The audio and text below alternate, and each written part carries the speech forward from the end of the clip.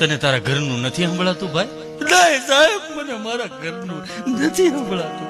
ઘરના ઉમરામાં પગ મૂકું ને છોકરા રાડો નાખતા એમ લાગે હડકાયા કૂતરા ત્યાં. સાહેબ હું કરું, મારી જિંદગીમાં ધૂળ પડી ગઈ. મને મારા ઘરનું નથી સંભળાતું, નથી સંભળાતું. એટલું સાંભળો ને ત્યાં ડોક્ટર સાહેબ ગળગળા થઈ ગયા. એ ભલા માણા, એ ગાંડા, રોવાય તું, રોવાય ગાંડા, નો રોવાય. આવા હાવે જેવો થઈ તું ગાંડા, પીલુડા પડે, નો રોવાય ગાંડા, નો રોવાય. તારા ઘરના ઉમરામાં તું પગ મૂકને જે ધાક પડે છે ને, ધાક પડે છે ને, એ ધાક નથી ગાંડા, એ રોગ નથી.